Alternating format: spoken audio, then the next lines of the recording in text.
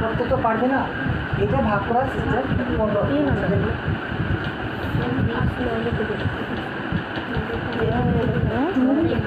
Square plus 3x plus 1, ঠিক আছে। বড় নাম্বারটা ভিতরে রাখো আর ছোটো নাম্বারটি দিয়ে ভাগ করতে হবে না।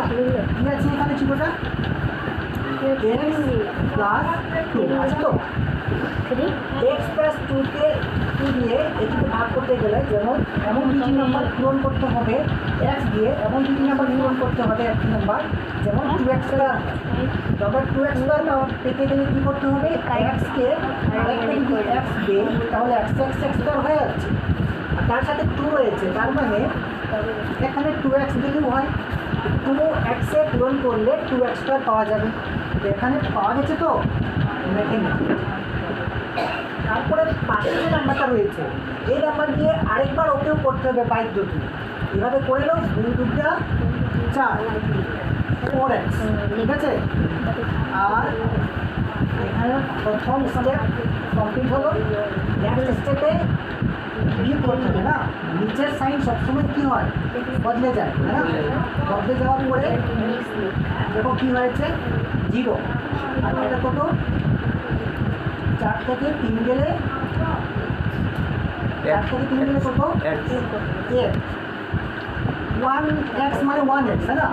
1x মানে x লিখলেও হয়। আর এরপরে হবে যেটা প্লাস 1 হয়েছে সে নিচেই চলে আসবে যেভাবে আছে।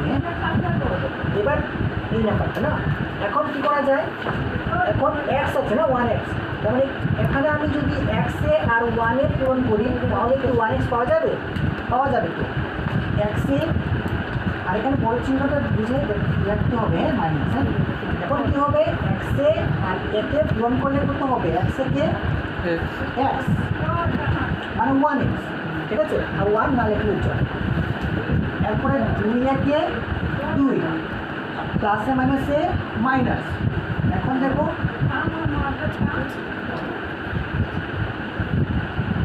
নিচের সাইন তো বদলি হবে না। এখন বলতো x থেকে m গেলে 0 হয়ে যায়, আর প্লাসে প্লাসে প্লাস ইয়ার একে 3। এখানে কী পাওয়া গেল, এই যে নাম্বারটা এটাকে বলবে ভাগফল, কী বলবে, কত, 2x মাইনাস 1, আর বলবে ভাগ শেষ।